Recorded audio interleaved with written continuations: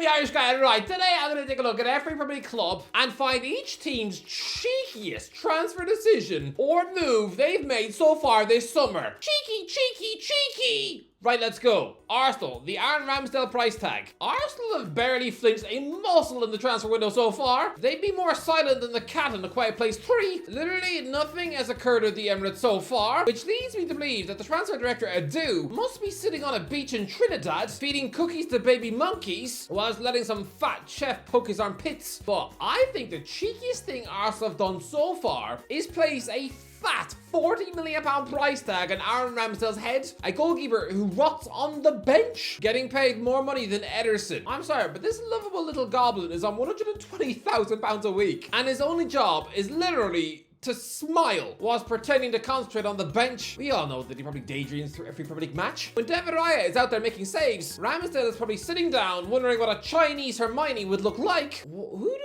Arsenal think they are, chaining a quality goalie like Ramsdale to the bench? Look around the rest of the league. Do any of them have a number 2 anywhere near Ramsdale? Seeing this man on the bench is actually degrading. A bit like how humiliating it was for Manchester United to keep a Barcelona living legend like Victor Valdes as a pet, successfully suffocating his prestige and hype to such a point that despite over 500 appearances for the greatest club side of all time, the best he could do after Old Trafford bench warming was a switch to Middlesbrough. From playing with Messi to now eating cupcakes with Patrick Bamford. Surprised he didn't try to squeeze himself into someone's suitcase at the airport. So similarly, Arsenal, just let Aaron go. Aston Villa signing half of Juventus' kids. Lads, it's always cheeky when you manage to take 2 players from the same club after Juventus came calling for Aston Villa's Brazilian midfield linchpin Douglas Luiz, tying up a £42 million deal. Aston Villa have actually been able to steal not 1 but 2 players coming the opposite way, managing to get their claws on both 23-year-old Argentinian defensive midfielder Enzo Barrenica and 20-year-old English wing-back Samuel Illing Jr. Someone who spent 9 years of his life in the Chelsea Academy, someone who's held up as one of the brightest young talents in the world, and Villa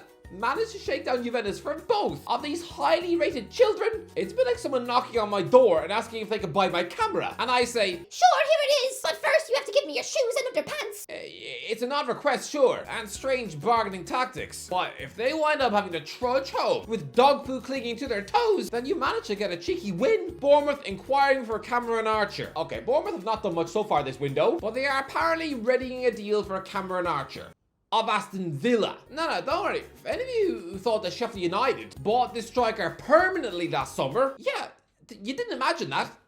They did. Remember when the Blades wrapped up a mega money £18 million deal? He then wound up scoring at Villa Park at Christmas. The whole transfer looked like a huge Villa blunder. Oh no, what have they done? Yeah, he's back at Villa, because Villa arguably included the cheekiest clause in any Premier League contract ever, because it stated that if Sheffield United went down, then Archer would be immediately sold back to Villa for the money that they paid. But everybody could see that the Blades were doomed from minute 1, so just call it a loan. Stop the pretense. Don't trick Archer into thinking it was a permanent switch. Imagine if he bought a house in Sheffield. I hope he just rented the box room above a pizza shop, because if it's otherwise, he probably wants to now chew the skin off Emery's face. Anyway, Bournemouth are apparently wanting to buy Archer, and Aston Villa are wanting to sell. The whole thing from every party. It seems cheekier than the monkey off the Cook-Up box. Brentford bidding for Archie Gray. Oh lads, when the news broke the other day that Brentford had lodged a £35 million bid for Leeds wonderkid Archie Gray, I was impressed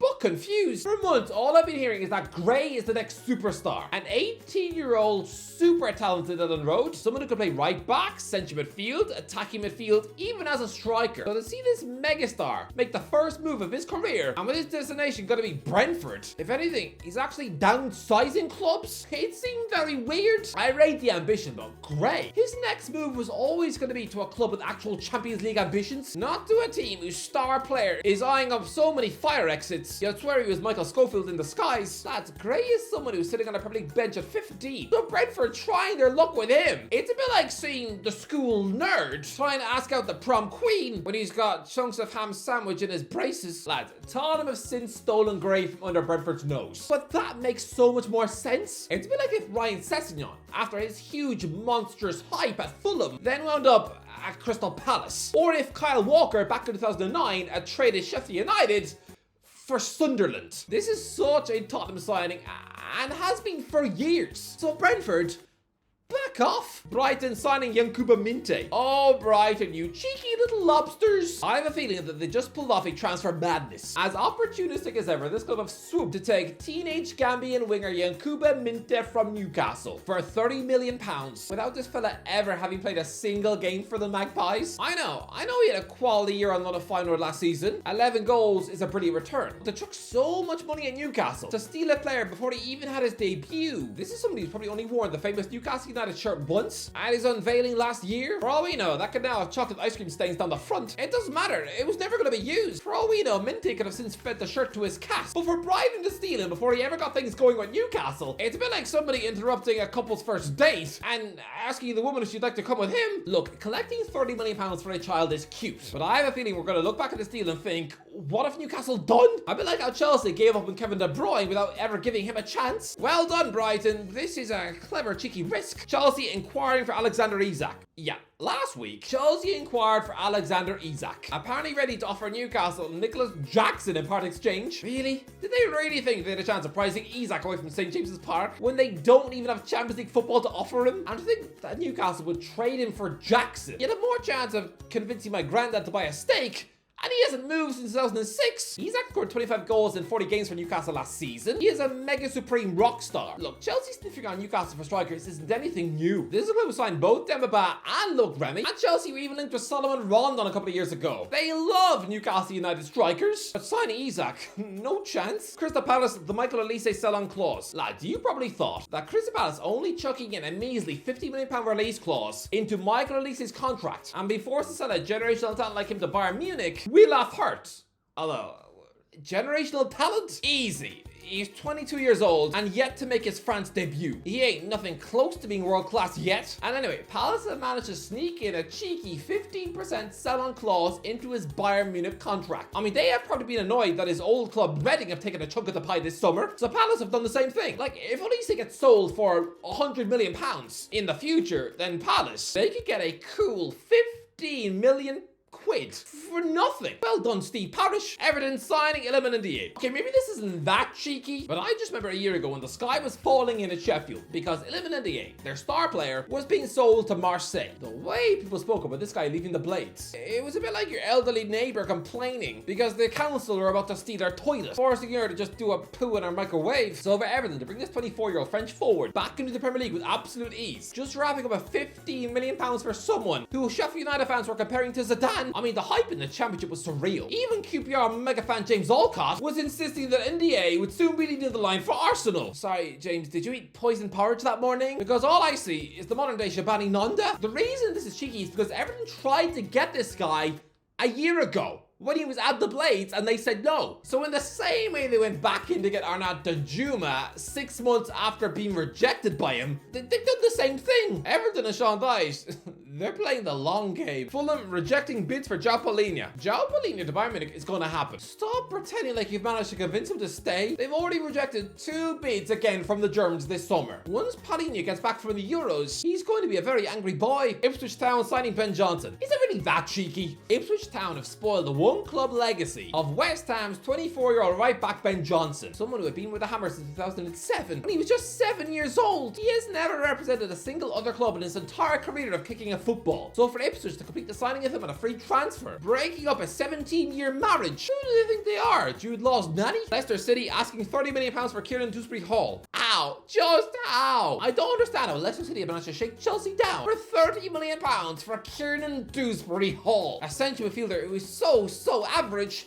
And he's old. He ain't even a young prospect. He turns 26 in September. He ain't getting any better than this. This is what he is. This is a massive late bloomer. Someone who was out on loan to Luton Town when he was 22. Look at it this way, okay? Seeing Dewsbury-Hall unveil at Stamford Bridge, it's the same as when they signed Steve Sidwell from Reading. But that one was on a free. Both players of equal midfield ability, but Sidwell was just a free punt. Chelsea are paying the same fee for the modern day Sidwell that they once paid for Andrei Shevchenko. Just 2 years after he won the actual Ballon d'Or.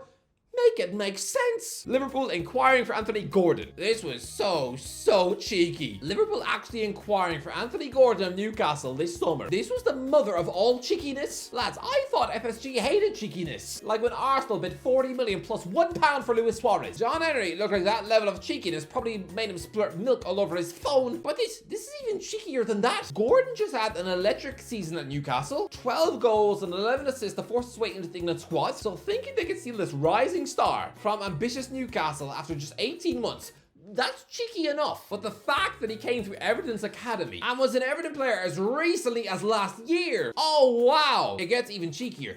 Liverpool actually had Gordon first. They released him back in 2012 when he was just 11. The youth coaches clearly decided that he was just some grubby Ginger Watson who wasn't good enough for Anfield. I know he was only a kid, but weirdly, he was just 6 years younger than Raheem Sterling, who was playing for Liverpool every week. Gordon could probably sniff being a future Liverpool star, but they broke his heart as a child. Gordon was probably so devastated. This kid was probably hoping for the world to end in 2012. Honestly, he's probably spent an entire month crying into his bowl of Cocoa Pops every morning before school. So Gordon to Liverpool now would have caused such a monumental meltdown amongst the Geordie fan base, sure, but for the Everton fans, I mean, they were angrily chasing him down the street whilst he played for them. So now to be seeing him in a Liverpool shirt, Gordon would probably needed to hire bodyguards, even just bringing his missus for a few cheeky chicken nuggets at McDonald's in Bootle. This transfer would have caused two different football giants to hate Gordon. Asking Anthony to subject himself to such hate, it's a bit like somebody asking a Hollywood director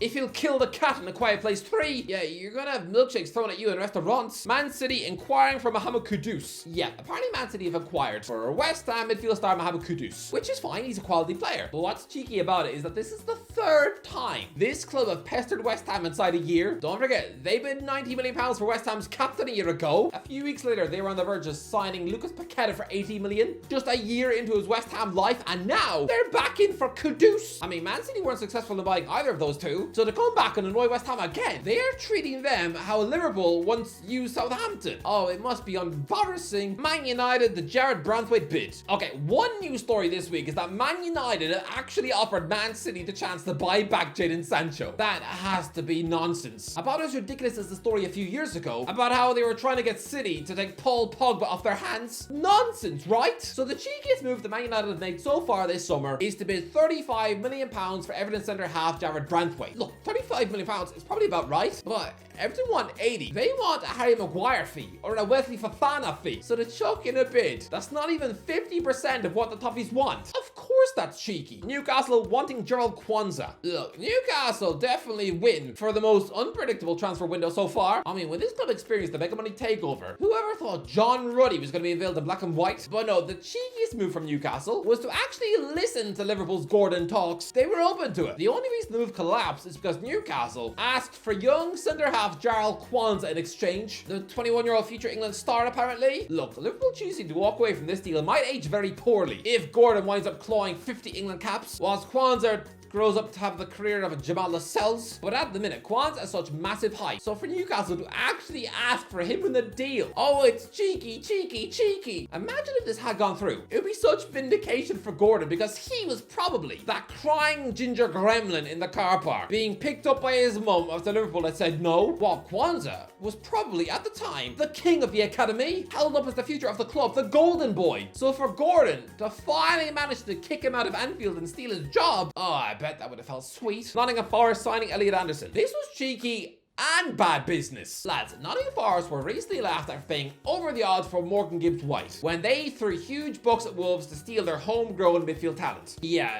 nobody's laughing anymore, but I don't think anybody will stop laughing at this. The fact that it even crossed Nottingham Forest's brain to become academy homewreckers again, this time taking Geordie child Elliot Anderson out of Newcastle, and for a huge £35 million, surely they must know he doesn't want to be there. Seeing this fella feigning excitement at the press conference, saying that I've always liked Forest. No, he's devastated. He must be. Andy Carroll has said he didn't want to quit Newcastle in a £35 million move back in 2011, but at least he was getting Liverpool and the chance to play with Stevie G. I know Forest have a huge history too, but to be forced out of his boyhood Newcastle before he even scored a goal for the club, to sacrifice European nights, He must hate this move. So for Forest to even dream up this possibility and try to ruin his Newcastle United dream, this Geordie boy was dreaming about becoming the next Sean Longstaff, not Jack Colback. Southampton approaching for Max Aarons. Yeah, pretty simple. Southampton are trying to buy Bournemouth right back Max Aarons right now, just a year after the Cherries signed it from Norwich. This is somebody who both Bayern Munich and Barcelona wanted to sign during his time at Carrow Road. So for Southampton just stealing from Bournemouth after just 12 months, this would be a cheeky one. Tottenham bidding for Jacob Ramsey. What did I say about Nottingham Forest breaking up a homegrown marriage? Here we had Tottenham trying to steal Aston Villa's very own Jacob Ramsey for just £20 million plus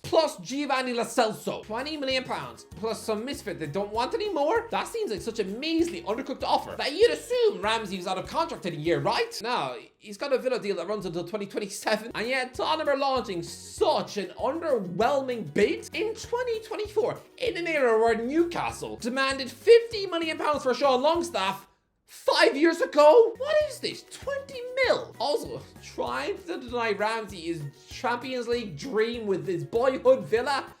Think it through. West Ham bidding for Max Kilman. Yeah, it seems that West Ham have found their new James Tarkowski. Remember a few years ago when West Ham kept bothering Burnley with multiple bids for their centre back, James Tarkowski?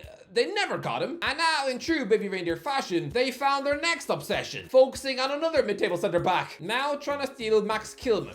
Wolves centre-back captain. Really? Trying to buy their actual captain. Oh, this one. It's going to be another annoying, fruitless saga, isn't it? Wolves nothing.